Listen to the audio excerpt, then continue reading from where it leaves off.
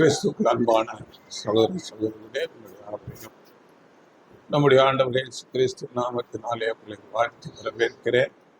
இந்த நாளிலே நம்முடைய செய்தியின் தலைப்பு, தேவனுடைய ஆவி நம்மிடத்தில் வரும்போது நம்மிடத்தில் வருகிற மாற்றங்கள் என்ன என்பதை குறித்து நாம் இந்த நாளிலே பார்க்க போகிறோம்.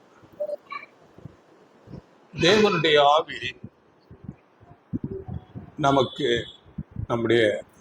நமக்குள்ளாக வரும்போது நம்முடைய வாழ்க்கை எப்படி மாறும் என்று நாம் பார்க்கலாம்.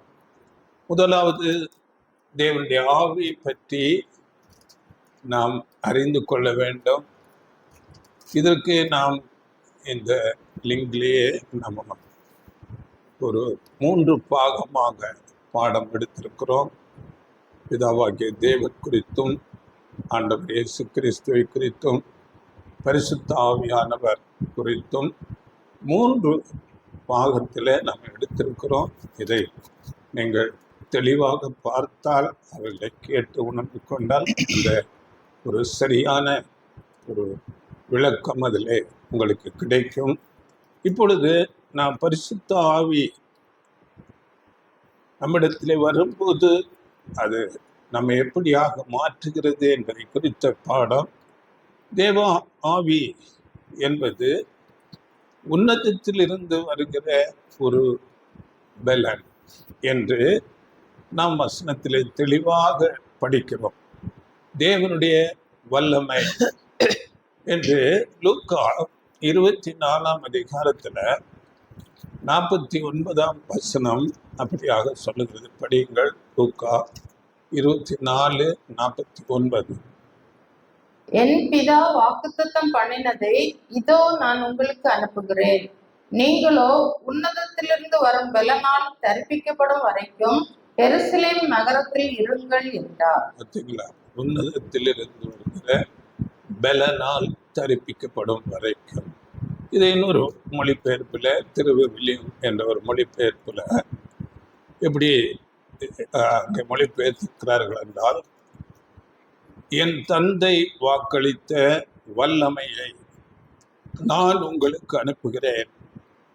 நீங்கள் உன்னதத்திலிருந்து வரும் அவ்வல்லமையால் ஆட்கொள்ளப்படும் வரை என் நகரத்திலேயே இருங்கள். வல்லமை என்று தெளிவாக அங்கே சொல்லப்பட்டிருக்கு. இங்கிலீஷில் பவர், தேவனுடைய வல்லமை, தேவனுடைய ஒரு பவர். இந்த வார்த்தை பாருங்கள், எப்போ சீசரிடத்திலே பேசுகிறார் என்றால், நாம் அறிந்திருக்கிறோம், ஆண்டவர் இயேசு கிறிஸ்து மரித்து உயிர்த்தெழுந்து 40 நாள் அநேகருக்கு தம்மை உயிரோடு இருப்பதாக அங்கே காட்சி காண்பித்து அவர் பரலோகத்துக்கு எடுத்துக்கொள்ள போகிற அந்த நாட்களிலே சீசர்களோடு இந்த வார்த்தையை பேசுகிறார். நீங்கள் காத்திருங்கள், எருசலேமிலே காத்திருங்கள், நான் போய் உங்களுக்கு அந்த வல்லமை, தேவ ஆவி உங்களுக்கு நான் அனுப்புவேன் என்பதாக ஆண்டவர் இயேசு கிறிஸ்து சீசர்களுக்கு பேசுகிறார். இதை அப்போஸ்தலர் நடபடிகளில் 1ஆம் அதிகாரத்தில் 4-5 வசனங்களில் கூட நாம் படிக்கலாம். அப்போஸ்தலர் 1:4-5. அன்றியும் அவர் அவர்களுடனே வந்திருக்கும் போது அவர்களை நோக்கி, யோவான் ஜலத்தினாலே ஞானஸ்நானம் கொடுத்தான்.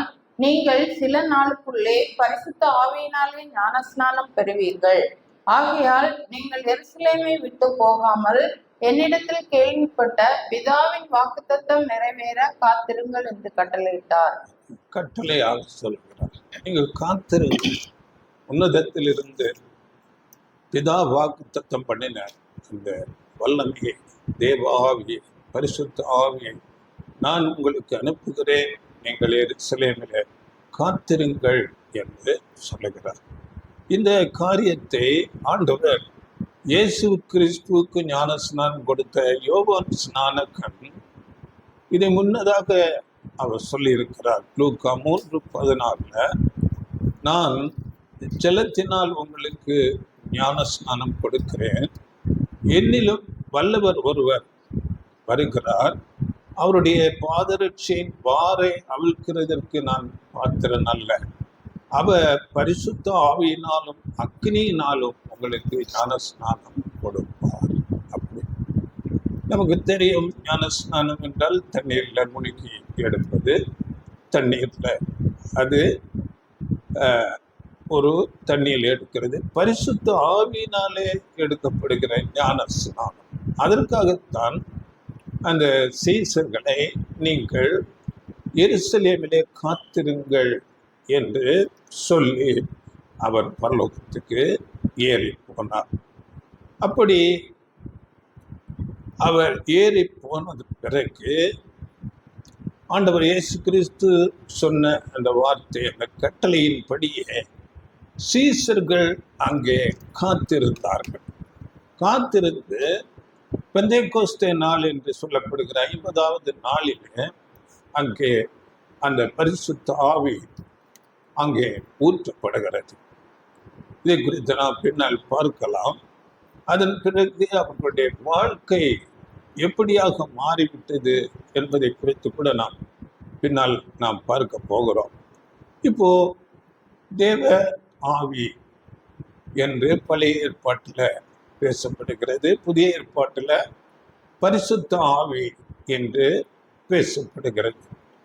இப்போ இந்த தேவ ஆவி முதலாவது பழைய ஏற்பாட்டில் எப்படியெல்லாம் அந்த தேவனுடைய ஆவி செயல்பட்டது என்று நாம் பார்த்துட்டு, அதன் பிறகு புதிய ஏற்பாட்டில் இன்று நம்மிடம் கூட அந்த பரிசுத்த ஆவி வரும்போது நம்மை எப்படியாக மாற்றுகிறது என்று நாம் பார்க்க போகிறோம். தேவனுடைய ஆவி என்றாலும் பரிசுத்த ஆவி என்றாலும் அது ஒரே அந்த தேவனுடைய வல்லமையை குறிப்பிடுகிற ஒரு வார்த்தை தான். அதனால் ஆதி ஆகமத்தில் தேவன் பாருங்கள், ஆதியில அங்கே சிருஷ்டிப்பு செய்யும் போது ஆதி ஆகமம் 1ஆம் அதிகாரம் 2ஆம் வசனத்துல இப்படியாக பேசப்படுகிறது. படியுங்களது. பூமியானது பொழங்கின் மேல் வெறுமையுமாய் இருந்தது, ஆழத்தின் மேல் இருள் இருந்தது, தேவ ஆவியானவர் ஜலத்தின் மேல் அசைவாடி கொண்டிருந்தார். பார்த்தீங்களா, இந்த பூமி ஒரு ஒழுங்கில்லாமல் வெறுமையாக இருந்தது. அங்கே தேவ ஆவியானவர் ஜலத்தின் மேல் அசைவாடி கொண்டிருந்தார் என்ன வசனம் சொல்லுகிறது. இதே இங்கிலீஷ்ல சொல்லும்போது, and the earth was without form and void, VOID, void என்கிற ஒரு இங்கிலீஷ் வார்த்தை. இந்த வார்த்தைக்கு இதனுடைய பொருள் என்னவென்றால் எம்டியாக, காலியாக இருந்தது, இல்லாவிட்டால் லைஃப்லெஸ், அது ஒரு ஜீவனற்ற டெட் என்ற நிலையில இந்த பூமி இருந்தது. லைஃப்லெஸ் என்று சொல்லப்படுகிறது. இன்றைக்கு நாம் பார்ப்பது போல அநேக மரங்கள், செடிகள், கொடிகள், சமுத்திரம், மலைகள், குன்றுகள், ஆறுகள், எந்த ஒரு மிருகமோ, எந்த ஒரு பறவை, பட்சி, எந்த ஜீவராசிகளும் இல்லாமல் இந்த பூமி ஒரு டெட் நிலைமையில, செத்து போன நிலைமையில, உயிரற்றதாக இருந்தது. எப்படி இன்றைக்கு நாம் அறிந்திருக்கிறோம், மற்ற கோள்களை பார்க்கும் போது அங்கே எந்த ஜீவராசிகளும் இல்லாமல் வெறுமையாக இருப்பது போல இருந்தது. ஆனால் இங்கே வேதம் சொல்லுகிறது, தேவனுடைய ஆவி ஜலத்தின் மேல் அசைவாடி கொண்டிருந்தார் என்று இந்த வார்த்தை, தேவனுடைய வார்த்தை நமக்கு சொல்லுகிறது. இப்போ இந்த தேவனுடைய ஆவி, தேவனுடைய வல்லமை அங்கே செயல்பட ஆரம்பிக்கும் போது இந்த பூமியிலே பெரிய மாற்றங்கள் வருகிறது. முதலாவது நாம் பார்க்கும்போது இருள் இருந்தது. அதிலிருந்து வெளிச்சத்தை அங்கே கொண்டு வருகிறதாய் இருக்கிறது. இருளில் இருந்து வெளிச்சத்துக்கு முதலாவது வருகிறது. இதை நீங்கள் படித்துக் கொள்ளலாம். அப்படி வெளிச்சம் பட்டவுடனே அங்கே இருளும் பகலும் வேறு வேறாக பிரிக்கப்படுகிறது. அதன் பிறகு நாம் பார்க்கும்போது ஆகாய மண்டலம் அங்கே உருவாகிறது. நாம் பார்க்கிறது போல வாயு மண்டலம், ஆகாயம், அட்மாஸ்பியர், அநேக பல விதமான அடுக்குகளிலே நாம் அறிந்திருக்கிறோம். தெர்மோஸ்பியர் என்று எல்லாம் அநேக அடுக்குகளிலே அங்கே காற்று இருக்கிறதை நாம் இப்பொழுது அறிந்து, இந்த காற்று மண்டலம் அதன் பிறகு உண்டாகிறது. அப்படி அடுத்ததாக நாம் பார்க்கும்போது அங்கே ஜலம் ஒரு பக்கமாக அங்கே சேர்கிறது, ஒரு பக்கம் வெட்டாந்தரையாக அங்கே மாற்றப்படுகிறது. அந்த வெட்டாந்தரை வந்தவுடனே அதில் புல் பூண்டுகள், செடிகள் எல்லாம், கனிவர்க்கங்கள், காய்கள், அதன் அந்த விதைகளை பிறப்பிக்கக்கூடிய அப்படிப்பட்டதான விருட்சங்கள் அங்கே உருவாகிறது. அடுத்தது நாம் தொடர்ச்சியாக பார்க்கும்போது ஒவ்வொரு நாளும் அங்கே மிருக ஜீவன்கள், அதன் பிறகு பறவைகள், மச்சங்கள், இப்படியாக படிப்படியாக இந்த தேவ ஆவியின் அங்கே செயல்பாடு அப்படியாக இருந்து ஒவ்வொன்றே உருவாக்குகிறதா இருக்கிறது. இதுதான் தேவனுடைய ஆவி அந்த ஜலத்தின் மேல் அசைவாடி கொண்டிருந்து இந்த வெறுமையாக இருந்த பூமியை அங்கே ஜீவராசிகள் வாழும்படியாக அங்கே உருவாக்குகிறதை நாம் பார்க்கிறோம். இதற்கு ஆதாரமாக ஒரு வசனம் தெளிவாக நமக்கு சொல்லப்பட்டிருக்கிறது. பாருங்கள், சங்கீதம் 104:30. சங்கீதம் 104:30. நீர் உம்முடைய ஆவியை அனுப்பும் போது அவைகள் சிருஷ்டிக்கப்படும். நீர் பூமியின் ரூபத்தையும் புதிதாக்குகிறீர். பார்த்தீங்களா? நீர் உம்முடைய ஆவியை அனுப்பும் போது அவைகள் சிருஷ்டிக்கப்படும். அப்படி அந்த தேவாவியானவர் இந்த பூமியிலே அசைவாடி கொண்டிருக்கும் போது ஒவ்வொன்றும் அங்கே சிருஷ்டிக்கப்பட்டது. பூமியின் ரூபத்தையே அவர் புதிதாக்குகிறார். தேவனுடைய வல்லமை, தேவனுடைய அந்த ஆவி. அப்படியே 24ஆம் வசனம் படிங்கள். அதுல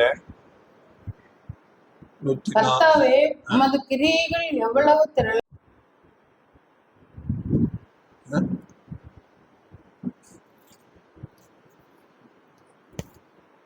இந்த பூமி இன்று நாம் பார்க்கிற மாதிரி முதலாவது ஒன்றுமே இல்லாமல் இருந்தது.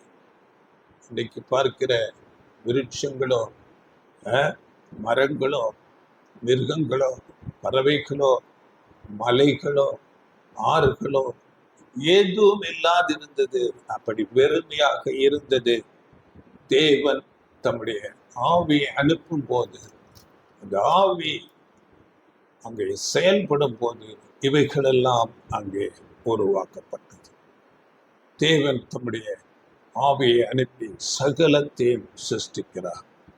அவருடைய வல்லமை, அவருடைய இன்ஃப்ளூயன்ஸ், பவர் அனுப்பும்போது தேவன் விரும்புகிற விதமாக சகலமும் அங்கே உருவாக்கப்படுகிறது. தேவன் அவருடைய சித்தம் இப்படி ஆக வேண்டும் என்று அவருடைய ஆவியை அனுப்பும் போது அதை யாரும் தடை செய்ய முடியாது. தேவன் நினைத்தபடியே அப்படியே நடக்கும். இதுதான் அந்த தேவனுடைய வல்லமை. இப்பொழுது நாம் பழைய ஏற்பாட்டிலே தேவனுடைய பிள்ளைகள் மேலே அப்படிப்பட்ட அந்த தேவ ஆவியை அனுப்பும் போது அவர்கள் எப்படிப்பட்ட மாற்றம் பெறுகிறார்கள் என்று ஒரு சிலரை நாம் பார்த்து கொண்டு, புதிய ஏற்பாட்டில் அப்படியாக சிலரை பார்த்து கொண்டு, இன்றைக்கு நமக்கு அந்த தேவ ஆவியை நாம் பெற்றுக்கொள்வது எப்படி, அந்த தேவ ஆவியை பெற்றுக்கொள்ளும் போது அந்த தேவ ஆவியின் மூலமாக நாம் எப்படிப்பட்ட கனிகளை உடையவர்களாக மாறுகிறோம் என்பதை குறித்தெல்லாம் இப்பொழுது நாம் தொடர்ந்து பார்க்கலாம். இப்போ பாருங்கள், முதலாவது ஒரு தேவனுடைய மனுஷன் யோசேப்பு. யோசேப்பு குறித்து நாம் அறிந்திருக்கிறோம். அவருடைய உடன் பிறந்த சகோதரர்களாலே அவர் வெறுக்கப்பட்டார். வெறுக்கப்பட்டு அடிமையாக அங்கே எகிப்துக்கு விற்கப்படுகிறார். அங்கே எகிப்திலே அடிமையாக போனதன் பிறகு கூட அவர் பொய் குற்றச்சாட்டுகளுக்குள்ளாகி சிறைச்சாலைக்கு போகிறார். அங்கே சிறைச்சாலையில இருக்கும்போது அந்த எகிப்து நாட்டு பார்வோன் ராஜாவுக்கு 2 சொப்பனங்கள் வருகிறது. கனவு சொப்பனம் வருகிறது. அந்த கனவு, அந்த சொப்பனத்தை, அதனுடைய அர்த்தத்தை சொல்லுவதற்கு அந்த எகிப்து நாட்டில் உள்ள மந்திரவாதிகள், சாஸ்திரிகள், ஞானிகள் இவர்களை அழைத்து அதன் பொருள் என்ன, அதனுடைய அர்த்தம் என்ன என்று கேட்கும்போது அது ஒருவருக்கும் அதை பற்றி அறியாமல் இருந்தார். அப்பொழுது யோசேப்பு பற்றி பார்வோனுக்கு அங்கே சொல்லப்படுகிறது. யோசேப்பு சிறைச்சாலையிலிருந்து கொண்டு வரப்படுகிறார். அங்கே யோசேப்பு அங்கே அந்த பார்வோன் முன்பாக அந்த தேவ ஆவியின் பலத்தினாலே அங்கே அந்த சொப்பனத்தின் அர்த்தத்தை விளக்குகிறார். அந்த சொப்பனத்தை நீங்கள் அங்கே படித்துக் கொள்ளுங்கள். ஆதியாகமம் 41ஆம் அதிகாரம் 1 to 8 வசனங்களிலே இருக்கிறது. நீங்கள் படித்துக் கொள்ளுங்கள். இதை நாம் அறிந்திருக்கிறோம். அங்கே 7 வருடம் செழிப்பு முதலாவது வரும். அதன் பிறகு 7 வருடம் பஞ்சம் உண்டாகும் என்பதை குறித்து அங்கே யோசேப்பு விளக்கி கொண்டு ஆதியாகமம் 41ஆம் அதிகாரம் 31ஆம் வசனத்தில் வரப்போகிற மகா கொடுமையான பஞ்சத்தால் தேசத்தின் முன் இருந்த பரிபூர்ணம் எல்லாம் அழிந்து போகும். அந்த 7 வருடம் பரிபூர்ண ஆசீர்வாதம் பெற்ற அந்த ஆசீர்வாதங்கள் எல்லாமே அந்த 7 வருட பஞ்சத்திலே இல்லாமல் போய்விடும் என்று அங்கே தெளிவாக அங்கே பார்வோன் என்பதாக யோசேப்பு சொல்லுகிறார். இது தேவன் அவருடைய ஆவி அந்த யோசேப்பின் மேலே இருந்ததுனால அந்த விளக்கத்தை அப்படியாக சொல்லுகிறார். இன்னும் சொல்லும் போது இந்த செழிப்புள்ள இந்த 7 வருடத்துல நீங்கள் தானியங்களை சேர்த்து வைத்து பஞ்சம் வருகிற அந்த 7 வருடத்துல அதை நீங்கள் பயன்படுத்தி கொள்ள வேண்டும். அதற்காக நல்ல ஞானமுள்ள, நல்ல விவேகமுள்ள அதிகாரிகளை நியமித்து அவைகளை அந்த நாட்களில நீங்கள் அந்த பரிபூர்ணமான வருஷத்தில் விளைக்கிற தானியங்களை நீங்கள் சேர்த்து வையுங்கள். சேர்த்து வைத்து அதன் பிறகு உங்களுக்கு அந்த பஞ்ச நாட்களிலே அவைகள் பயன்படுத்தும் போது அது பிரயோஜனமாக இருக்கும் என்று சொல்லி அங்கே சொல்லும் போது அந்த பார்வோன் ராஜா என்ன சொல்லுகிறார் பாருங்கள். 41ஆம் அதிகாரம் வசனம் படிங்கள். 38. அப்பொழுது பார்வோன் தன் ஊழியக்காரரை நோக்கி, தேவ ஆவியை பெற்ற இந்த மனுஷனைப் போல வேறொருவன் உண்டோ என்றார். பார்த்தீங்களா, தேவனுடைய ஆவியை பெற்ற. அப்போ இந்த யோசேப்பு தேவனுடைய ஆவி அவர் மேல் இருந்ததுனால அந்த சொப்பனத்தினுடைய விளக்கம், வரப்போகிற அந்த பஞ்சம் எல்லாவற்றையும் செழிப்புள்ள காலங்கள் எல்லாவற்றையும் சொல்லி அந்த பார்வோன் ராஜாவிடத்தில் சொன்னதின் போது அதன் பிறகு நாம் பார்க்கிறோம் உடனே அவருடைய வாழ்க்கை, அந்த யோசிப்புடைய வாழ்க்கை எப்படியாக மாறுகிறது என்றால் 40ஆம் வசனம் அதிலே 41:40. நீ என் அரண்மனைக்கு அதிகாரியாய் இருப்பாய். உன் வாக்கின்படியே என் ஜனங்கள் எல்லாரும் அடங்கி நடக்க கடவர்கள். சிங்காசனத்தில் மாத்திரம் உன்னிலும் நான் பெரியவனாய் இருப்பேன் என்றான். பார்த்தீங்களா? அடுத்த வசனங்களை நீங்கள் படித்து பாருங்கள். அவரை பெரிய அதிகாரியாக அங்கே நியமிக்கிறார். கையில் இருந்த முத்திரை மோதிரத்தை கலட்டி அந்த யோசேப்பின் கைகளிலே போடுகிறார். அப்படியே அங்கே பொன் மெல்லிய வஸ்திரங்களை அவருக்கு உடுத்துவிக்கிறார். பொன் சரப்பணியை கழுத்திலே தரித்து அவரை 43ஆம் வசனம் அதிலே படிங்கள். 40. தன்னுடைய 2ஆம் ரதத்தின் மேல் அவனை ஏற்றி தண்டனிட்டு பணியுங்கள் என்று அவனுக்கு முன்பாக கூறுவித்து எகிப்து தேசம் முழுமைக்கும் அவனை அதிகாரியாக்கினார். பார்த்தீங்களா எப்படிப்பட்ட ஒரு மாற்றம் வந்து விட்டது. அவர் ஒரு அடிமையாக ஒரு சிறைச்சாலையிலே கைதியாக இருந்தார். ஆனால் தேவாவி அவரிடத்திலே இருக்கும்போது அந்த வரப்போகிற காரியங்களை, அந்த சொப்பனங்களை அங்கே விலக்கி சொல்லும்போது அந்த தேவாவியினாலே அவர் உடனடியாக சிங்காசனத்துக்கு உயர்த்தப்படுகிறார். ஒரு பிரைம் மினிஸ்டர் என்ற அதிகாரம் அவருக்கு கொடுக்கப்படுகிறது. அந்த சிங்காசனத்திலே மாத்திரம் நான் முதலாவதாக இருப்பேன் என்று பார்வோன் சொல்லுகிறார். 2வது ஸ்தானம் இந்த யோசேப்புக்கு கொடுக்கப்படுகிறது. எல்லா ஜனங்களும் தெண்டனிட்டு பணியுங்கள் என்றால் முழங்கால் படியிட்டு அவரை பணிந்து கொள்ள வேண்டும் என்பதாக அங்கே உத்தரவு கொடுக்கப்பட்டு அப்படியாக அவர் உயர்த்தப்படுகிறார். காரணம் அவர் மேல் இருந்த இந்த தேவனுடைய ஆவி.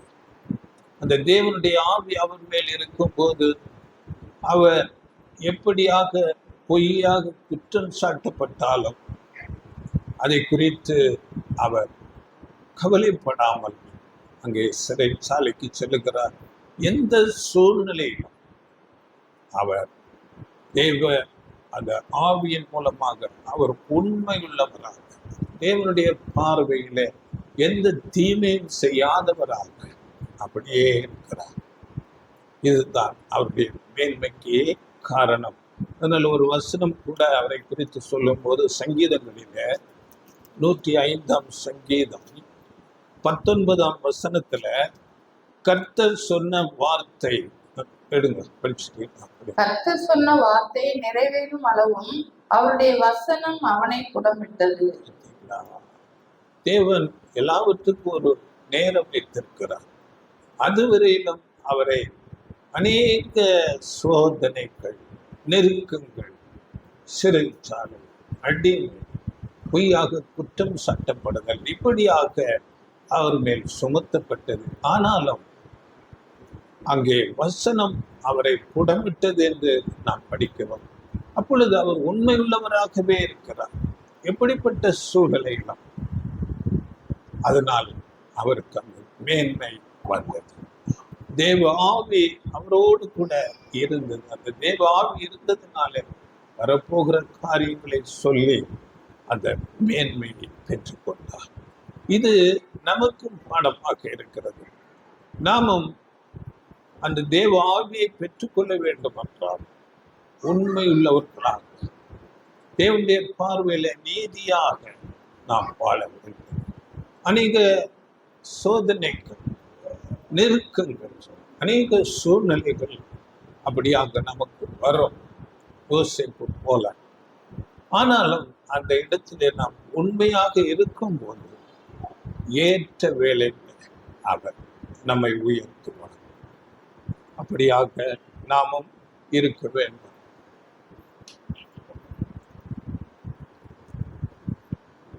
அடுத்ததாக நாம் பார்க்கும் போது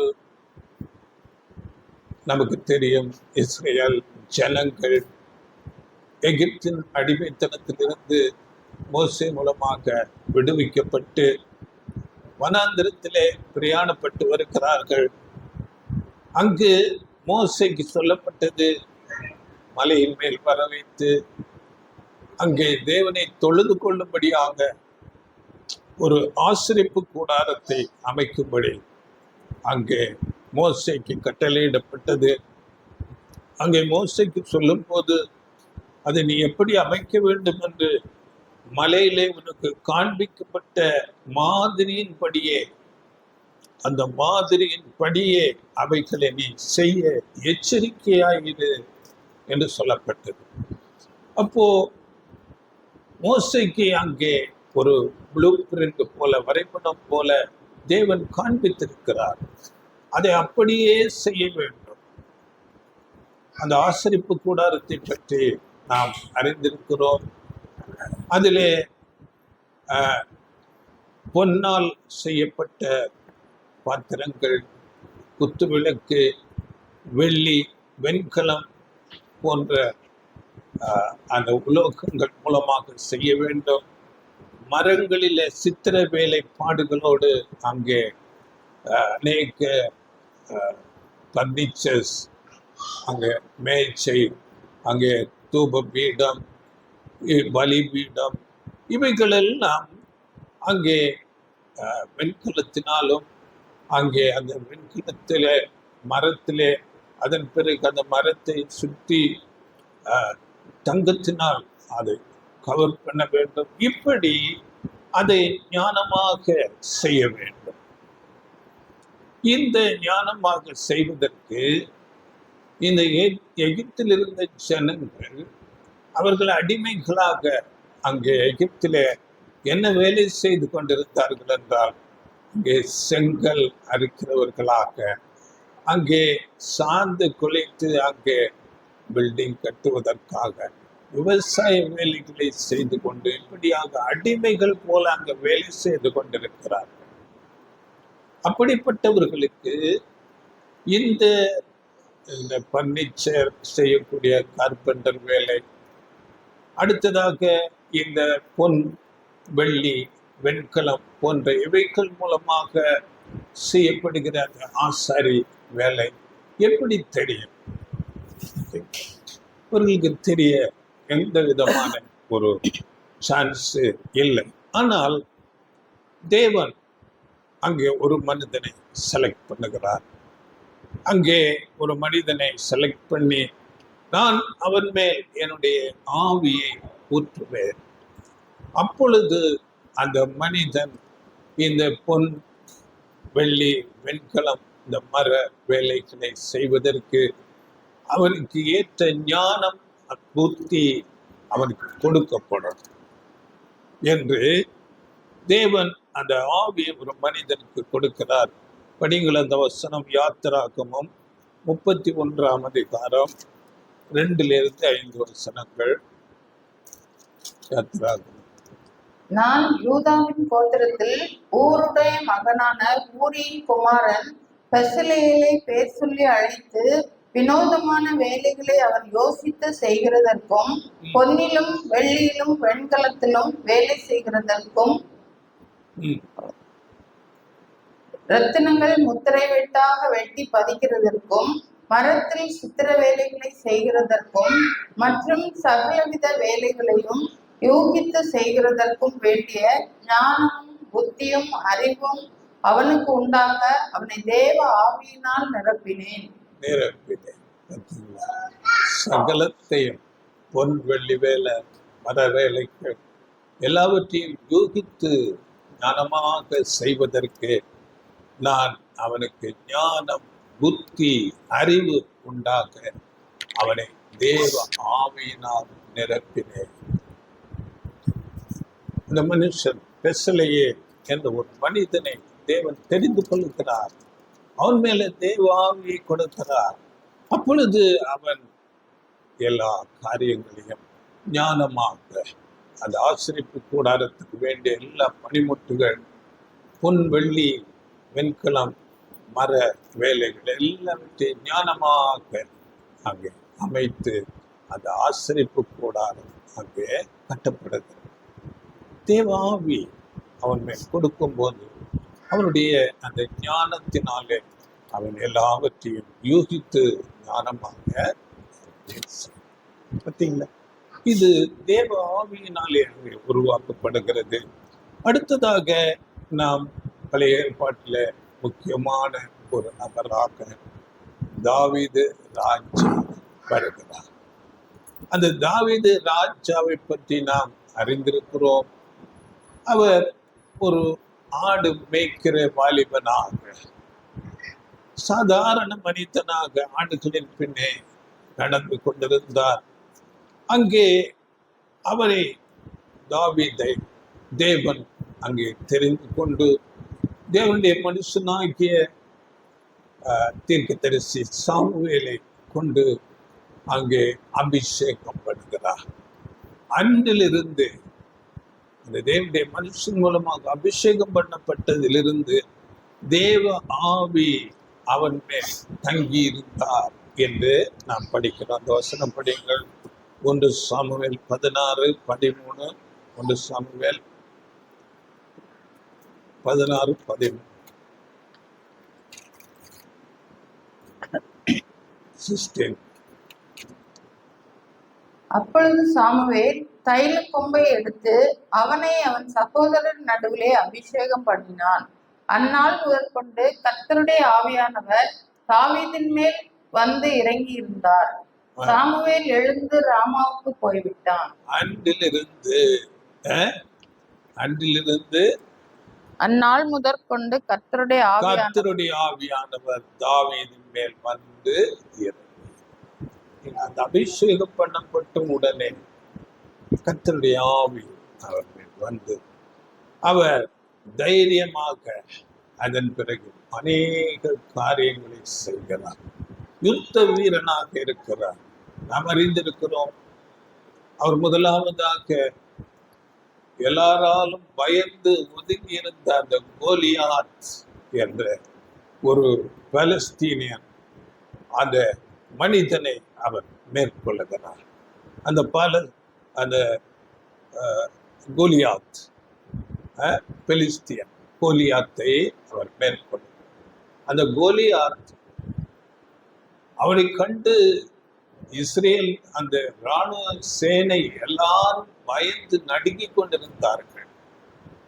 ஏனென்றால் அந்த கோலியாத்தினுடைய உருவம், அங்கே ஆயுத பயிற்சி, அவரை முழுவதுமாக கவர் பண்ணியிருந்த அநேக பாதுகாப்பு அந்த கவசங்கள், இவைகள் எல்லாம் அவர்கள் பயந்து நடுங்குகிறார்கள். அவன் வந்து ஒவ்வொரு நாளும் அங்கே அழைக்கிறான், நீங்கள் ஒண்டிக்கு ஒண்டி வாங்கள், நீங்க உங்கள யாரா இருந்தாலும் ஒருவர் என்னோடு வாருங்கள், சண்டை போடுங்கள். அப்படி நீங்கள் சண்டை போட்டு ஜெயித்தால் நாங்கள் எல்லாரும் உங்களுக்கு அடிமை, நான் ஜெயித்தால் நீங்கள் எல்லாரும் எங்களுக்கு அடிமை. இப்படியாக அங்கே பேசிக்கொண்டு 40 நாள் அவர்களை பயமுறுத்தி கொண்டிருக்கிறார். பார்த்தீங்களா எப்படிப்பட்ட ஒரு சூழ்நிலை. இந்த வசனம் படிங்க. 1 சாமுவேல் 17 8-9 வசனங்கள். அவன் வந்து நின்று இஸ்ரவேல் சேனைகளை பார்த்து சத்தமிட்டு, நீங்கள் யுத்தத்துக்கு அணிவகுத்து நிற்கிறது என்ன? நான் பெலிஸ்தன் அல்லவா? நீங்கள் சவுலின் சேவகர் அல்லவா? உங்களில் ஒருவனை தெரிந்து கொள்ளுங்கள், அவன் என்னிடத்தில் வரட்டும். அவன் என்னோட யுத்தம் பண்ணவும் என்னை கொல்லவும் சமர்த்தனானால் நாங்கள் உங்களுக்கு வேலைக்காரராய் இருப்போம். நான் அவனை ஜெயித்து அவனை கொள்வேனானால் நீங்கள் எங்களுக்கு வேலைக்காரராய் இருந்து எங்களை சேவிக்க வேண்டும். பார்த்தீங்களா இப்படிப்பட்ட சவால். அங்கே அவன் அப்படி அழைக்கிறான். அழைக்கும் போது இவர்கள் பயந்து நடுங்கி இருக்கிறார்கள். அந்த கோலியாத்தினுடைய உயரம் பாருங்க, நீங்கள் அதை படித்துக் கொள்ளுங்கள். 6 முழம் 1 ஜான். ஆமா, 17ஆம் அதிகாரத்துல 4-7 வசனங்கள். அவன் என்னென்ன ஒரு கவசம், அவனை சுற்றி ஹெல்மெட்டு, அந்த ஷீல்டு, அந்த ஈட்டி, கேடயம் இப்படியாக வைத்திருந்தான் என்று அவனை பற்றி சொல்லப்பட்டிருக்கிறது. அப்படிப்பட்ட ஒரு பராக்கிரமமாக 7 அடி உடைய 6 முழம் அப்படிப்பட்ட உயரத்தில் இருக்கிற ஒரு மனிதனை ஜெயிக்கும்படியாக இங்கே தாவீது சாதாரண மனிதனாக ஒரு கவன் எடுத்துக்கொண்டு 5 அந்த கல் எடுத்துக்கொண்டு அவனிடத்தில் எதிர்கொண்டு போகிறான். எப்படிப்பட்ட ஒரு துணிச்சல் இருக்க வேண்டும், எப்படிப்பட்ட ஒரு காரியம்! இந்த துணிச்சல் வருவதற்கு காரணம் என்ன? அவன் மேல் தங்கியிருந்த அந்த தேவ ஆவி அவன் மேல் தங்கியிருந்ததுனால அவன் தைரியமாக அந்த கோலியாத்தினை எதிர்கொள்ள போகிறான். கோலியாத்தை எதிர்கொண்டு போய் அங்கே ஒரே கல் அந்த கோலியாத்தின் நெற்றியிலே சரியாக பதியும்படியாக அங்கே அடிக்கிறார். இதை வீழ்த்தினது அங்கே அவன் பெரிய ஒரு மனித உருவம் அங்கே அப்படியே சாய்ந்தது. இவன் ஓடி போய் அவனுடைய பட்டயத்தை எடுத்து அந்த கோலியாத்தை தலையை விட்டுகிறான். எப்படிப்பட்ட காரியம்! தேவ ஆவி அவன் மேல் தங்கியிருந்தான். அவன் அப்படிப்பட்ட ஒரு தைரியம் பெற்றவனாக துணிச்சலாக எதிர்த்து நின்று அந்த பெலிஸ்தியர் சேனைகள் முழுவதும் பயந்து ஓடும் போது இந்த இஸ்ரேலின் சேனைகள் துரத்தி சென்று அவர்களை முறியடித்து ஜெயித்தார். இப்படிப்பட்ட ஒரு பராக்கிரமம், தைரியம், பலம், ஒரு துணிச்சல் அந்த தாவீதுக்கு எப்படி வந்தது என்றால், அவர் மேல் அந்த அபிஷேகம் பண்ணப்பட்ட போது அவர் மேல் இருந்த அந்த தேவ ஆவி. மாத்திரமல்ல, அவன் ஒரு தாவீது நமக்கு தெரியும், ஒரு ராஜாவாக, ஒரு பராக்கிரமசாலியாக, யுத்த வீரனாக இருந்து அநேக யுத்தங்களிலே ஜெயித்து ஒரு பேர் பெற்ற ராஜாவாக இஸ்ரேல் ஜனங்களை 40 வருடம் அரசாட்சி செய்தார். அது மாத்திரமல்ல, தேவனை புகழ்ந்து அநேக சங்கீதங்களை எழுதியிருக்கிறார். அவருக்கு அந்த ஞானம் இருந்தது. அவர் ஒரு தீர்க்கதரிசியாக இருந்தார். ஆண்டவர் இயேசு கிறிஸ்து அவருடைய பாடு மரணங்களை பற்றி அங்கே சங்கீதங்களிலே பாடியிருக்கிறார். இப்படி ஒரு அங்கே ஞானம், தைரியம், அந்த பலம், வல்லமை, ஒரு பராக்கிரமம், யுத்த வீரன் எல்லாம் அந்த தேவாவியினாலே கொடுக்கப்பட்டது. தாவீது அப்படியாக தேவாவியினால் நிறைந்து இந்த காரியங்களை எல்லாம் செய்கிறார். அடுத்ததாக நாம் பார்க்கும்போது, புதிய ஏற்பாட்டிலே நம்முடைய ஆண்டவர் இயேசு கிறிஸ்துவை பின்பற்றின சீசர்கள், அவர்கள் ஆண்டவர் இயேசு அவரோடு கூட இருந்தார்கள். அவர்கள் சாதாரண மக்கள்.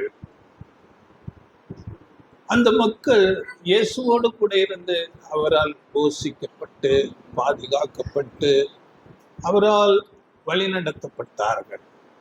ஆனால் ஆண்டவர் இயேசு கிறிஸ்துவின் மரணம் நடந்த போது அவர்கள் மிகவும் பயந்து, அவர்கள் தனித்து விடப்பட்டவர்களாக, அவர்கள் என்ன செய்வது என்று தெரியாமல் அங்கே இருந்த வேத பாரகர்கள், பரிசேயர்கள், பிரதான ஆசாரி போன்ற இந்த அதிகாரத்தில் இருந்தவர்களுக்கு பயந்து கொண்டு அவர்கள் நடுங்கிக் கொண்டிருந்தார்கள். அப்போ ஆண்டவர் இயேசு கிறிஸ்து சொன்னது போல அங்கே அவர்கள் எருசலேமிலே ஒரு மேல் அறையிலே அங்கே அவர்கள் இருக்கிறார்கள், காத்திருந்தார்கள். அப்பொழுது அங்கே இந்த பரிசுத்த ஆவி, தேவ ஆவி, பலத்த காற்று அடிக்கிற முழக்கம் போல அங்கே அவர்கள் மேல் அந்த அறை முழுவதும் அங்கே சடுதியாக வானத்திலிருந்து வந்து இறங்கியது. வீடு முழுவதும் நிரப்புகிறது.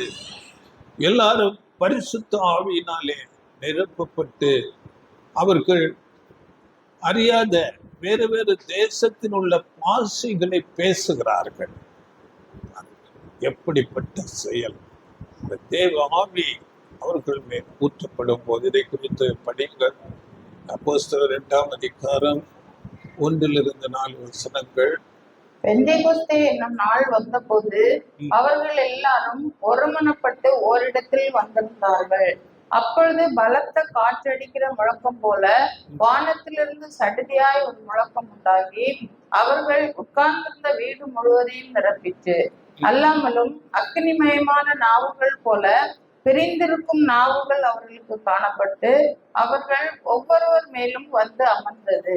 அவர்கள் எல்லாரும் பரிசுத்த ஆவியினாலே நிரப்பப்பட்டு ஆவியானவர் தங்களுக்கு தந்தருளின வரத்தின்படியே வெவ்வேறு பாஷைகளிலே பேசத் தொடங்கினார்கள். பரிசுத்த ஆவியானவர் பலத்த காற்று அடிக்கிறது போல அவர்கள் மேல் வந்து அமரும் போது அவர்கள் வேறு வேறு பாஷைகளிலே பேசுகிறார்கள். அங்கே அவர்கள் பயந்து நடுங்கிக் கொண்டிருந்தார்கள். ஆனால் அதன் பிறகு அவர்கள் அங்கே தைரியம் கொண்டு அங்கே பேசும்போது பாருங்கள், அவர்களுக்கு எதிராக இருந்த அந்த அதிகாரிகள், மூப்பர்கள், வேதபாரகர்கள், பிரதான ஆசாரியர்கள் அவர்களை பார்த்து அங்கே பேசுகிறார். அப்போஸ்தலர் 2ஆம் அதிகாரம் 14-15. அப்பொழுது பேதுரு 11 கூட நின்று அவர்களை நோக்கி உரத்த சத்தமாய், யூதர்களே, எருசலேமில் வாசம் பண்ணுகிற ஜனங்களே, நீங்கள் எல்லாரும் அறிந்து கொள்வீர்களாக, என் வார்த்தைகளுக்கு செவி கொடுங்கள். நீங்கள் நினைக்கிறபடி இவர்கள் வெறி கொண்டவர்கள் அல்ல. பொழுது விடிந்து 3ஆம் மணி வேலை ஆயிற்று. 2ஆம் அதிகாரம் 14-15. அப்போஸ்தலர். அதேதான். பரிசுத்தமும் நீதியும் உள்ளவரை நீங்கள் கொலை செய்தீர்கள்.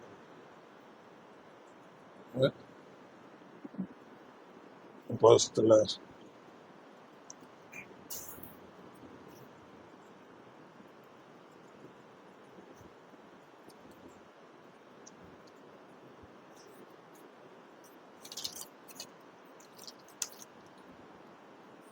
இது 3:14. பரிசுத்தமும் நீதியும் உள்ளவரை நீங்கள் மறுதலித்து கொலைபாதகனை உங்களுக்காக விடுதலை பண்ண வேண்டும் என்று கேட்டு ஜீவாதிபதியை கொலை செய்தீர்கள். அவரை தேவன் மரித்தோரிலிருந்து எழுப்பினார். அதற்கு நாங்கள் சாட்சிகளாய் இருக்கிறோம். அந்த பரிசுத்தமும் நீதியும் உள்ளவரை நீங்கள் கொலை செய்தீர்கள் என்று அவர்களுக்கு முன்பதாக அவர்களை குற்றப்படுத்துகிறார்கள். அடுத்ததாக அப்படியே 4ஆம் அதிகாரத்துல கூட 8-11-4. அப்பொழுது பேதுரு பரிசுத்தாவினாலே நிறைந்து அவர்களை நோக்கி, ஜனத்தின் அதிகாரிகளே, இஸ்ரவேலின் மூப்பர்களே, பிணியாளியாய் இருந்த இந்த மனுஷனுக்கு செய்யப்பட்ட உபகாரத்தை குறித்து எதினாலே இவன் ஆரோக்கியம் ஆனான் என்று நீங்கள் இன்று எங்களிடத்தில் விசாரித்து கேட்டால், உங்களால் சிலுவையில் அறையப்பட்டவரும் தேவனால் மரித்தோரிலிருந்து எழுப்பப்பட்டவருமாயிருக்கிற நசரேயனாகிய இயேசு கிறிஸ்துவின் நாமத்தினாலேயே இவன் உங்களுக்கு முன்பாக சொஸ்தமாய் இருக்கிறான் என்று உங்கள் எல்லாருக்கும், இஸ்ரவேல் ஜனங்கள் எல்லாருக்கும் தெரிந்திருக்க கடவுது. வீடு கட்டுகிறவர்களாகிய உங்களால் அற்பமாய் எண்ணப்பட்ட அவரே மூளைக்கு தலைக்கல்லானவர். பார்த்தீங்களா, இங்கே தைரியமாக பேசுகிறார். அங்க பெரிய பயந்து கொண்டிருந்த அதிகாரிகள் இருக்கிறார்கள், பிரதான ஆசாரியர் இருக்கிறார், மூப்பர்கள், வேதபாரகர்கள் எல்லாருக்கும் முன்பதாக நீங்கள் அவரை கொலை செய்தீர்கள், அவர் உயிர்த்தெழுந்தார் என்று அங்கே சாட்சி கொடுத்து நீங்கள் அற்பமாய் எண்ணப்பட்ட அவரே மூளைக்கு தலைக்கல்லாக இருக்கிறார், அவரே மேசியா, அதற்கு நாங்கள் சாட்சிகள் என்று அவர்கள் அங்கே தைரியமாக பேசுகிறார்கள். இந்த தைரியம், ஒரு துணிச்சல் எப்படி வந்தது? அந்த தேவ ஆவி அவர்கள் மேல் ஊற்றப்பட்ட போது அவர்கள் பயந்து கொண்டிருந்த, நடுங்கிக் கொண்டிருந்த அவர்கள் தைரியமாக அவர்களை எதிர்த்த ஆண்டவர் இயேசுவை சிலுவையில் அடித்த அவர்கள் முன்பதாக அவர்களை குற்றப்படுத்துகிறார்கள்.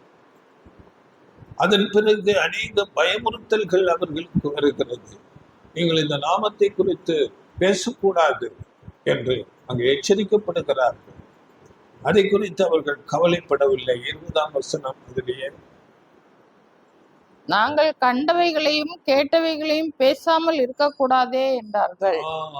நாங்கள் கண்டவைகளை நீங்க பேசக்கூடாது இந்த நாமத்தை குறித்து சொல்லும் போது, நாங்கள் கண்டதையும் கேட்டதையும் பேசாம இருக்க முடியாது என்று அவர்கள் முன்பாக தைரியமாக பேசுகிறார். அவர்களுடைய எந்த விதமான பயமுறுத்தல்கள், அங்கே அடிப்பாங்க, சிறைச்சாலையில போடுவாங்க, எதற்கு அவர்கள் பயப்படவில்லை. காரணம், அங்கே தேவ ஆவி அவர்களுக்கு கொடுக்கப்பட்டது. தைரியம் அடைந்தார்கள், பயம் போய்விட்டது, எதற்கும் துணிந்தார்கள். நீங்கள் அடித்தால் அடியுங்கள், சிறையில போட்டா சிறையில போட்டோ, இதை பற்றி நாங்கள் கவலைப்படவில்லை. தேவன் எங்களுக்கு சொன்னதை நாங்கள் செய்வோம். நாங்கள் கண்டதையும் கேட்டதையும் நாங்கள் பேசாமல் இருக்க முடியாது. அப்படியே அவர்கள் அங்கே ஞானம் அடைந்து வேறு வேறு தேசத்து அங்கே பாஷைகளை பேசுகிறார்கள். அந்த நாட்கள் பெந்தெகோஸ்தே நாள் அவர்களுக்கு, அந்த யூதர்களுக்கு ஒரு பண்டிகை காலம். அந்த பண்டிகையில கலந்து கொள்ளும் விதமாக வேறு வேறு தேசங்களிலிருந்து பக்தி உள்ள யூதர்கள் வந்து கூடி சேர்ந்திருந்தார்கள். அப்பொழுது அவர்கள் பாஷையிலே இந்த சாதாரண மக்கள், சீசர்கள், வேறு வேறு பாஷையில அந்த 17 பாஷைகள், 17 லாங்குவேஜ்ல பேசினார்கள் என்று அங்கே பதிவு செய்யப்படுகிறது. இது எப்படி ஆனது? அவர்கள் ஆச்சரியப்படுகிறார்கள். இவர்கள் எல்லாம் யூதர்கள் அல்லவா? இவர்கள் இங்கே இருந்து எப்படி சாதாரண மக்களாக இருந்து தங்கள் தேசத்தின் பாஷைகளை அறிந்தார்கள் என்று ஆச்சரியப்படுகிறார்கள். இது தேவனால் கொடுக்கப்பட்ட அந்த பரிசுத்த ஆவியின் செயல். அதனால் அவர்கள் பலனடைந்து அதன் மூலமாக உலகம் முழுவதிலும் அந்த சுவிசேஷம், ஆண்டவர் இயேசு கிறிஸ்துவின் அந்த மரணம், உயிர்த்தெழுதல் எல்லாம் சாட்சியாக பிரசங்கிக்கப்பட அது ஏதுவாக ஆயும். அதன் பிறகு அந்த சீசர்களுடைய வாழ்க்கையை நீங்கள் பார்த்தால், அவர்கள் எதற்கும் பயப்படவில்லை, தைரியமாக பேசினார்கள், அவர்கள் ஞானமாக நடந்து கொண்டார்கள். அவர்கள் அடிக்கப்பட்டாலும் அதை சந்தோஷமாக ஏற்றுக்கொண்டார்கள். சிறைச்சாலையில போட்டால் அதை பற்றி அவர்கள் கவலைப்படவில்லை. தங்கள் ஜீவனுக்கும் அவர்கள் கவலைப்படவில்லை. மரணத்துக்கு தங்களை ஒப்பு கொடுக்க ஒரு தைரியம் வந்துவிட்டது. இதுதான் அந்த தேவனுடைய ஆவி ஊற்றப்பட்ட அதன் பிறகு வந்த வல்லமை. அவர்கள் அப்படிப்பட்ட துணிச்சலுடையவர்களாக மாறி போனார்கள். புதிய ஏற்பாட்டில் அப்படியே ஒரே ஒரு மனுஷனை நாம் பார்த்து கொண்டு, அப்போஸ்தலன் பவுல், அவர் மிகுந்த ஞானம் உள்ளவர், பழைய ஏற்பாட்டு நியாயப்பிரமாணங்களை எல்லாம் கற்று தேர்ந்தவராக இருந்தார். ஆனால் ஆண்டவர் இயேசு கிறிஸ்துவை அறியாதவராக இருந்தார். கிறிஸ்தவர்களை அநேக உபத்திரவம் கொடுத்து துன்பப்படுத்தி கொண்டு இருந்தார். அப்படியே அங்கே தமஸ்கு என்ற இன்னொரு இடத்துக்கு அவர்களை துன்பப்படுத்தும் விதமாக அங்கே அதிகாரம் பெற்றுக்கொண்டு போகிறார். போகிற வழியிலே அங்கே ஆண்டவர் இயேசு கிறிஸ்து அவருக்கு காட்சி கொடுக்கிறார். இதை அப்போஸ்தலர் 9ஆம் அதிகாரத்துல நாம் படிக்கலாம். அங்கே அவர் போகும்போது வானத்திலிருந்து ஒரு ஒளி சடுதியாக வந்து அவரை சுற்றி பிரகாசித்தது.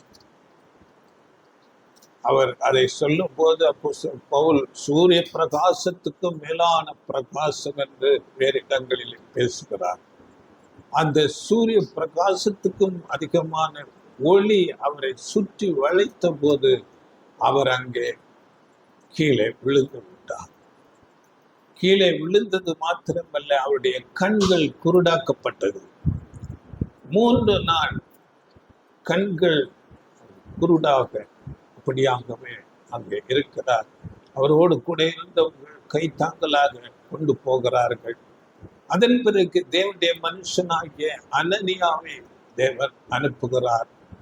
அவனிடத்திலே போய் அவனுடைய பார்வை தெரியும்படியாகவும் அவன் பரிசுத்த ஆவியை பெற்றுக்கொள்ளும்படியாக நீ அவனிடத்திலே போய் அவனோடு பேசு, அவனுக்காக ஜெபம் பண்ணு என்று சொல்லும் போது அங்கே போகிறார். படிங்கள அந்த வசனம். அனனியா அப்போஸ்தலர் 9ஆம் அதிகாரம் 17ஆம் வசனம். அப்பொழுது அனனியா போய் வீட்டுக்குள் பிரவேசித்து அவன் மேல் கையை வைத்து, சகோதரனாகிய சவுலே, நீ வந்த வழியிலே உனக்கு தரிசனமான இயேசுவாகிய கர்த்தர் நீ பார்வை அடையும்படிக்கும் பரிசுத்தாவினாலே நிரப்பப்படும்படிக்கும் என்னை அனுப்பினார் என்றான். பார்த்தீங்களா? பார்வை அடையும்படிக்கும் பரிசுத்த ஆவியினாலே நிரப்பப்படும்படிக்கும் என்னை அனுப்பினார் என்று தேவ ஆவி அங்கே அவருக்கு கொடுக்கப்பட்டார். பார்வை அடைகிறார். அதன் பிறகு அவருடைய வாழ்க்கை அப்படியாக டோட்டலாக மாறி போய்விட்டது. அங்கே எப்படி அவர் கிறிஸ்தவர்களாக இருந்தவர்களை சவுல் என்ற நிலையிலே இருந்து உபத்திரவப்படுத்தினார், அதற்கு பல மடங்காக இவன் என் நாமத்துக்காக எவ்வளவாக பாடுகளை சகிக்கப் போகிறார் என்பதை நீ அறிந்து கொள்வாய் என்றாங்க அனனியாவோடு சொல்லப்படும். நான் தெரிந்து கொள்ளப்பட்ட பாத்திரம், அவன் அநேக பாடுகளை படுவான் என் நாமத்துக்காக என்று சொன்னதின்படி தேவன் நியமித்தார். அது அப்படியே தான். அவர் அதன் பிறகு முழுமையாக தன்னை மாற்றிக்கொண்டார். அவர் எப்படிப்பட்ட ஊழியங்களை செய்தார், அவருடைய பாடுகள் எல்லாம் எப்படி இருந்தது என்று அநேக வசனங்கள் இருக்கிறது. இவைகளை நீங்கள் படித்துக் கொள்ளுங்கள். 2 கொரிந்தியர் 11ஆம் அதிகாரத்துல 23 28 வசனங்களில் நீங்கள் படித்துக் கொள்ளுங்கள். அங்கே அநேக தரம் அடிக்கப்பட்டிருக்கிறார், அநேக பிரயாணங்கள், கல்லறிந்திருக்கிறார், அங்கே பெரும்பால் அடிக்கப்பட்டிருக்கிறார், பசியில் இருந்திருக்கிறார், குளிரில் இருந்திருக்கிறார், கப்பல் சேதத்தில் இருந்திருக்கிறார், நிர்வாணமாக இருந்தேன் என்றெல்லாம் எழுதுகிறார். அப்படியாக ஆண்டவர் இயேசு கிறிஸ்துவுக்காக இவைகளையெல்லாம் நான் சகிக்க பாத்திரமாக இருக்கிறேன் என்று அவர் தைரியமாக அவைகளை மேற்கொள்ளுகிறார். காரணம், அவருக்கு கொடுக்கப்பட்ட அந்த பரிசுத்த ஆவி. இவைகளை எல்லாம் சகித்து கொண்டு பாருங்கள் அவர் என்ன சொல்லுகிறார் பாருங்கள். இதை குறித்து இந்த வசனம் மாத்திரம் படியுங்கள். அப்போஸ்தலர் 20ஆம் அதிகாரம் 23 24. அப்போஸ்தலர் 20 23. கட்டுகளும் உபத்திரவங்களும் எனக்கு வைத்திருக்கிறது என்று பரிசுத்த ஆவியானவர் பட்டணம் தோறும் தெரிவிக்கிறதை மாத்திரம் அறிந்திருக்கிறேன். ஆகிலும் அவைகளில் ஒன்றையும் குறித்து கவலைப்படேன். என் பிராணனையும் நான் அருமையாக எண்ணேன். என் ஓட்டத்தை சந்தோஷத்தோட முடிக்கவும் தேவனுடைய கிருபையின் சுவிசேஷத்தை பிரசங்கம் பண்ணும்படிக்கு நான் கர்த்தராகிய இயேசுவினிடத்தில் பெற்ற ஊழியத்தை நிறைவேற்றவுமே விரும்புகிறேன். பார்த்தீங்களா? எந்த கட்டு உபத்திரவம் எல்லாவற்றையும் குறித்து நான் கவலைப்படவில்லை. அவைகளை குறித்து கவலைப்படேன். என் பிராணனையும் அருமையாக, ஜீவனை பற்றி கூட நான் கவலைப்படல. ஆண்டவர் எனக்கு கொடுத்த அந்த வேலை, இந்த சுவிசேஷத்தை பிரசங்கிக்கணும், எனக்கு தந்த அந்த ஊழியத்தை நான் நிறைவேற்றுவதையே நான் விரும்புகிறேன். இந்த தேவ ஆவி அப்படியாக மனுஷனுக்கு கொடுக்கப்படும் போது அந்த மனுஷன் அப்படியே ஜஸ்ட் ஆப்போசிட், அவருடைய கேரக்டர், குணங்கள் தேவனுக்காக முழுவதுமாக தன்னை அர்ப்பணிக்கிற காரியத்தை எந்த உபத்திரம் வந்தாலும் அதை சகித்துக் கொள்ளுகிறார். இப்போ அதே தேவனுடைய ஆவி, பரிசுத்த ஆவி நமக்கு கொடுக்கப்படுகிறது. அந்த பரிசுத்த ஆவி உங்களுக்கு நிச்சயம் கொடுப்பார் என்று ஆண்டவர் இயேசு கிறிஸ்து ஒரு வசனம் சொல்லுகிறார். லூக்கா 11:13 லூக்கா. பொல்லாதவர்களாகிய நீங்கள் உங்கள் பிள்ளைகளுக்கு நல்ல ஈவுகளை கொடுக்க அறிந்திருக்கும் போது பரமபிதாவானவர் தம்மிடத்தில் வேண்டிக் கொள்ளுகிறவர்களுக்கு பரிசுத்தாவியை கொடுப்பது அதிக நிச்சயம் அல்லவா? தம்மிடத்தில் வேண்டிக் கொள்ளுகிறவர்களுக்கு இந்த பரிசுத்த ஆவியை கொடுப்பது அதிக நிச்சயம். இதை நன்றாக நாம் கவனிக்க வேண்டும். இந்த பரிசுத்த ஆவியை நாம் பெற்றுக்கொள்ள தேவனிடத்திலே நாம் வாஞ்சையோடு தாகத்தோடு கேட்க வேண்டும். அப்பொழுது கொடுப்பது அதிக நிச்சயம். தேவன் வாக்கு பண்ணி இருக்கிறார். அதனால நாம் கேட்டு இந்த பரிசுத்த ஆவியை பெற்றுக்கொள்ள வேண்டும். அந்த பரிசுத்த ஆவி நம்மேல் இருந்தால் நாம் தேவனுக்கு பிரியமாக வாழ. பரிசுத்த ஆவியின் பலன் இருந்தால்தான் நாம் இந்த உலக பிரகாரமான காரியங்களிலே மூழ்கி போகாதபடி தேவனுக்கு ஏற்ற காரியங்களை செய்ய முடியும். ரோமர் 8:9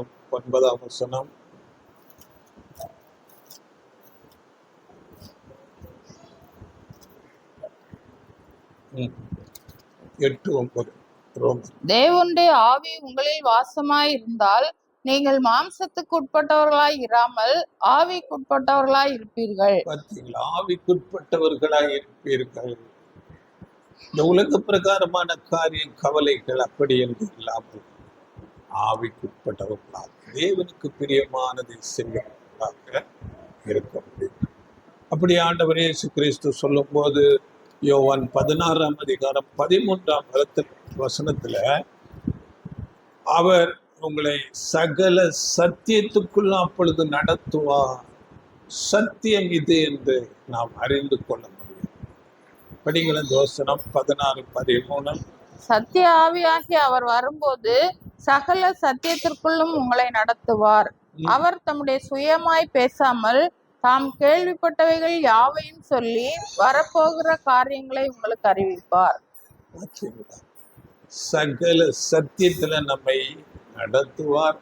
வரப்போகிற காரியங்கள் நம் கடைசி நாட்களில் இருக்கிறோமே, வரப்போகிறது எப்படிப்பட்ட காலங்கள், பயங்கர மகா உபத்திரவங்கள் வரப்போகிறது. இவைகளை குறித்தெல்லாம் நமக்கு எச்சரித்து நாம் இப்பொழுதே தேவ சித்தம் செய்யும்படியாக நம்மை போதித்து நம்மை உணர்த்தி நம்மை நடத்துகிறவராக இருப்பார். வரப்போகிற அந்த மகா உபத்திரவத்திலிருந்து எப்படி நாம் தப்பித்துக் கொள்வது என்று போதிப்பார். அதனால் அப்போஸ்தலன் பவுல் சொல்லும் போது இந்த உலகத்தின் வேஷம் கடந்து போகிறதே என்று சொல்லுகிறார். இவைகளை நினைப்பூட்டுவார். இந்த உலகம் இன்றைக்கு இருக்கிறது போல என்றைக்கும் இருக்காது. இந்த உலகம் அக்கினிக்கு இரையாக வைக்கப்பட்டிருக்கிறது என்று பேதுருல நம்ம படிக்கணும்.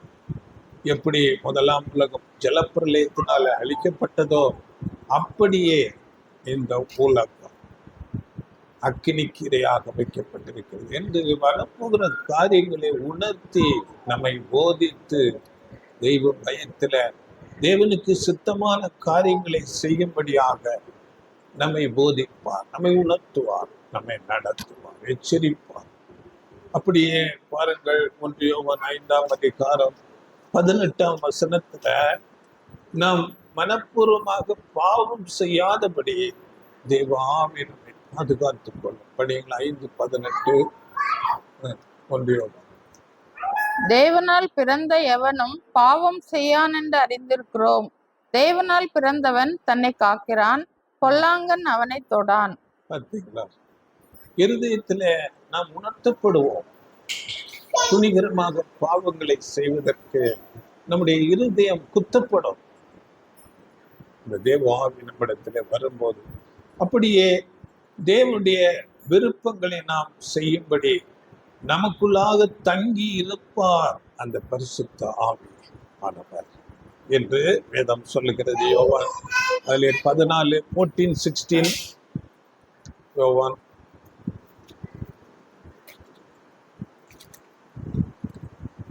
நான் பிதாவை வேண்டிக் கொள்வேன், அப்பொழுது என்னென்றைக்கும் உங்களுடனே கூட இருக்கும்படிக்கு சத்திய ஆவியாகிய வேறொரு தேற்றரவாளனை அவர் உங்களுக்கு தந்தருளுவார். பார்த்தீங்களா, என்றென்றைக்கும் உங்களுடனே கூட இருக்கும்படிக்கு சத்திய ஆவியாகிய வேறொரு தேற்றரவாளனை உங்களுக்கு. இது ஆண்டவர் இயேசு கிறிஸ்து அந்த பாடு மரணத்துக்கு போகிற அந்த காலகட்டத்தில் சீசர்களோடு அவர் பேசுகிறார். அவருடைய மரணம் வரப்போகிறது என்று, அடுத்தது மரித்த பிறகு அவர்களோடு மாம்சத்தில் அவர்களோடு கூட இருக்க முடியாது என்ற ஒரு சூழ்நிலையில அவர்களை தைரியப்படுத்தி, சீசர்கள் ஒரு குழந்தைகள் போல அங்கே இயேசுவால் நடத்தப்பட்டு பாதுகாக்கப்பட்டு போதிக்கப்பட்டு அவர்கள் இருக்கிறார்கள். அவர்கள் ஒரு குழந்தைகள் போல இருக்கிறார்கள். அதனால அவர்களை தைரியப்படுத்தும்படியாக உங்களுக்கு அங்கே வேறொரு சத்திய ஆவியாகிய தேற்றரவாளன் உங்களுக்கு நான் கொடுப்பேன், அவர் உங்களுக்குள்ளாக இருந்து உங்களை நடத்துவார் என்று அங்கே போதிக்கிறார். அந்த தேற்றரவாளன், சத்தியாவியாகிய தேற்றரவாளன் என்றால் அது இன்னொரு அந்த கிரீக் வார்த்தை என்னவென்றால் பேரக்லிட்டஸ் என்கிற ஒரு வார்த்தை. இந்த வார்த்தையினுடைய பொருள் என்னவென்றால், அந்த சத்தியாவியை பெற்ற மனுஷனுக்குள்ளே இருந்து எது சரி, எது தவறு, எது நன்மை, எது தீமை என்று உணர்த்தி அவர்களை போதித்து வழி நடத்துகிறதாக இருக்கும். இதுதான் சத்திய ஆவியாகிய வேறொரு தேற்றரவாளன் என்று சொல்லப்படும். அதை அடுத்தது 17 படிங்கள். உலகம் அந்த சத்திய ஆவியானவரை காணாமலும் அறியாமலும் இருக்கிறபடியால் அவரை பெற்றுக்கொள்ள மாட்டாது. அவர் உங்களுடனே வாசம் பண்ணி உங்களுக்குள்ளே இருப்பதால் நீங்கள் அவரை அறிவீர்கள். நமக்குள்ளே இருந்து நம்மை போதித்து, நம்மை உணர்த்தி, நம்மை எச்சரித்து, நம்மை நடத்தும். அதனால 18ஆம் வசனத்துல நான் உங்களை திக்கற்றவர்களாக விடேன் என்று பேசுகிறார். அப்படியே பாருங்கள், பிலிப்பியர்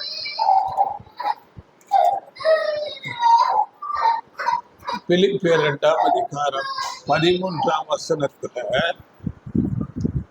ஏனெனில் தேவனே தம்முடைய தயவுள்ள சித்தத்தின்படி விருப்பத்தையும் செய்கையும் உங்களில் உண்டாக்குகிறவராய் இருக்கிறார்.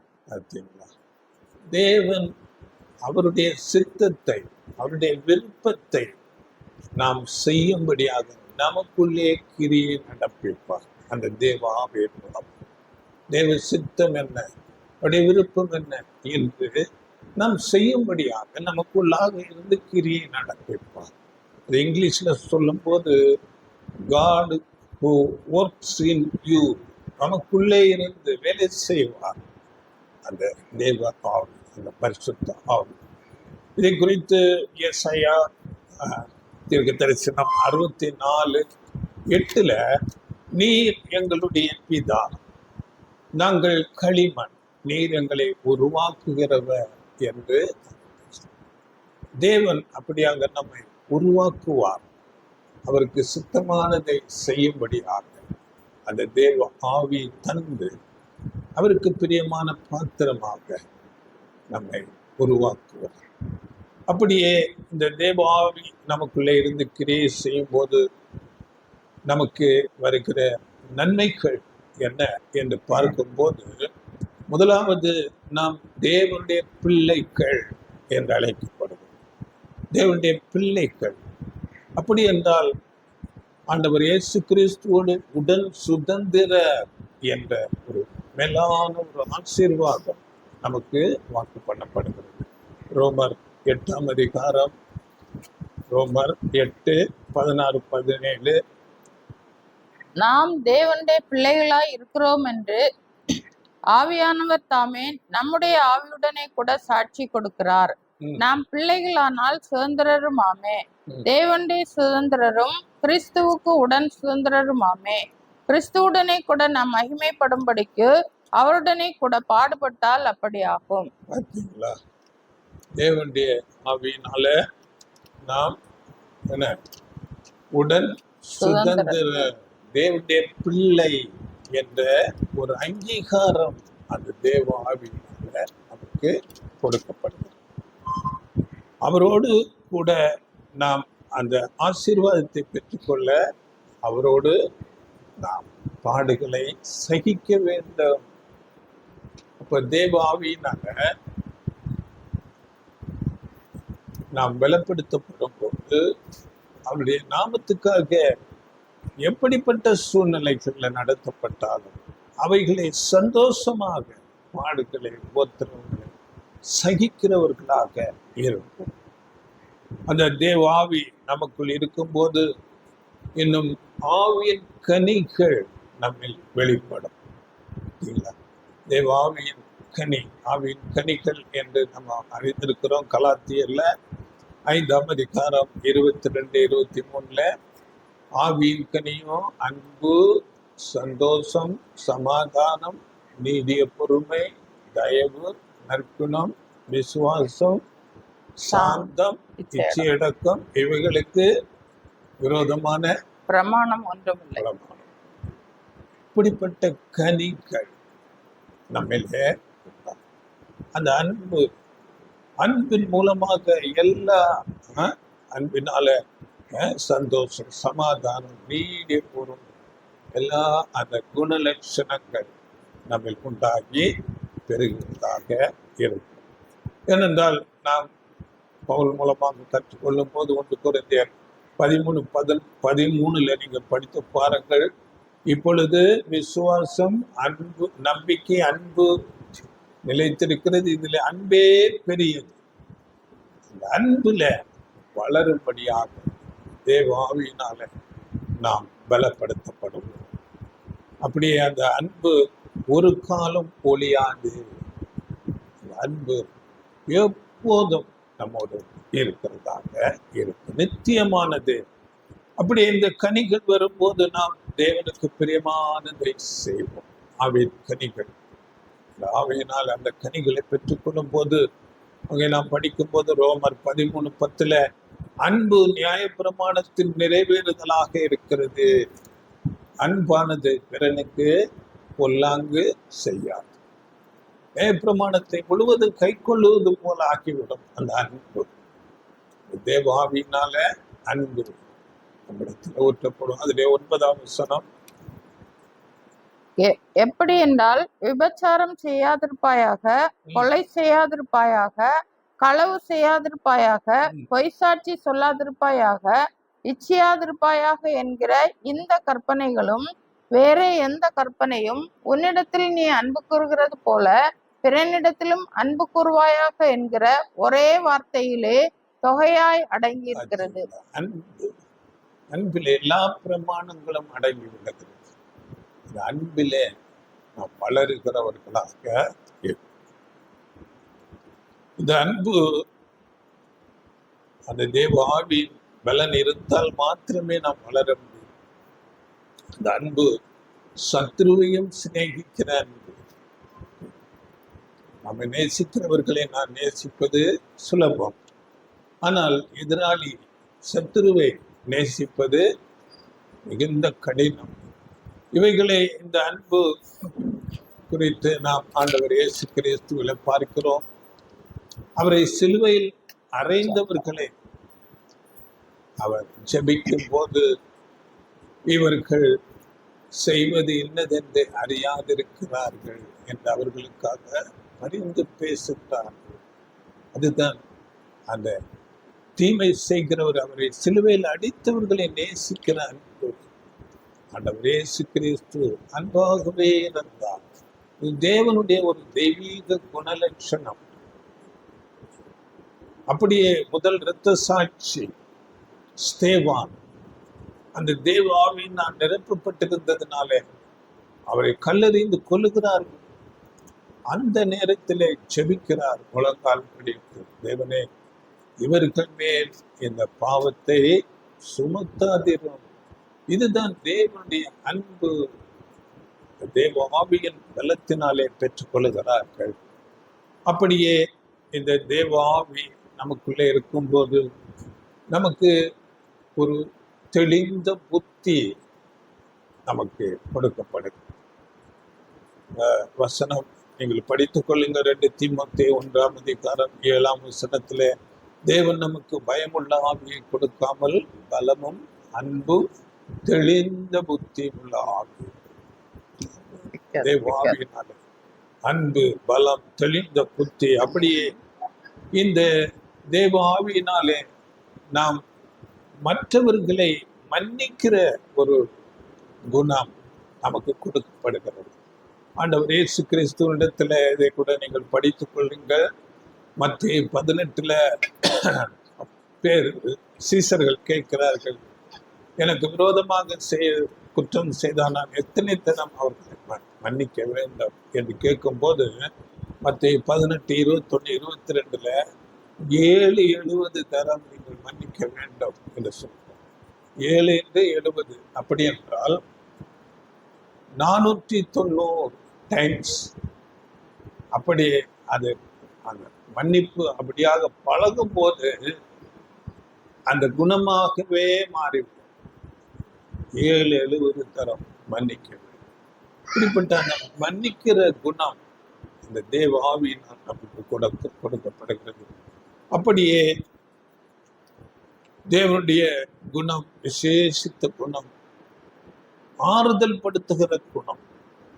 காயப்பட்டவர்களை ஆறுதல் படுத்துகிற ஆண்டவரே தேவனை குறித்து அங்கே சொல்லும் போது 2 கொரிந்தியர் 1:3 இரக்கங்களின் பிதா, சகல ஆறுதலின் தேவன் என்று சொல்லப்பட்டது. தேவன் அப்படி அவருக்காக நிற்கிறவர்களை ஆறுதல் படுத்துவார். அப்படிப்பட்ட தேவன், அந்த குணம் நமக்கு கொடுக்கப்படுகிறது. 4ஆம் வசனம் 2 கொரிந்தியர் 1:4. தேவனால் எங்களுக்கு அருளப்பட்ட ஆறுதலினாலே எந்த உபத்திரவத்திலாகிலும் அகப்படுகிறவர்களுக்கு நாங்கள் ஆறுதல் செய்ய திராணியுள்ளவர்களாய் இருக்கும்படி எங்களுக்கு வரும் சகல உபத்திரவங்களிலேயும் அவரே எங்களுக்கு ஆறுதல் செய்கிறவர். பார்த்தீங்களா?